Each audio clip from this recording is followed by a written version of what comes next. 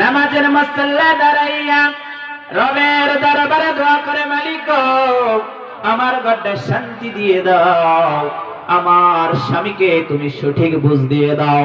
একদিন দুই দিন যখন করবা, দেখবা আমার রব তোমার ঘরে শান্তি দিয়ে দিবে।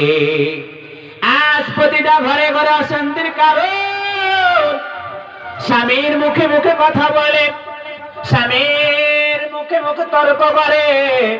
যেই নারীরা স্বামীর অবাধ্য হবে, যেই নারীরা স্বামীর কলিজায় আঘাত দিবে, ওই নারীরা কখনো জান্নাতে যেতে পারবে না।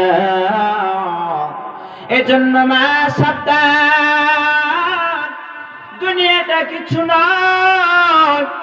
এই দুনিয়ার মোহে পড়ে, এই দুনিয়ার মোহে পড়ে তুমি স্বামীর অবাধ্য হয়েও না, স্বামীর কলিজা আঘাত দিও না, না হলে তুমি জাহান্নামী হয়ে যাবে।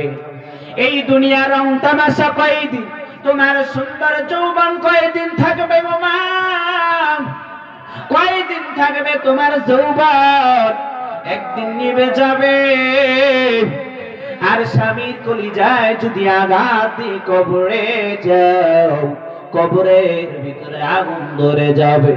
এজন্য মা সাবধান, কখনো মা বোনেরা স্বামীর কলিজায় আঘাত দিবা না।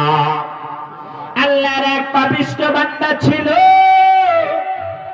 স্বামী অনেক স্বামীকে সে অনেক, আল্লাহর এক পাপিষ্ঠ বান্দা ছিল, সে এত পাপিষ্ঠ ছিল, মদ্যপান করে তো।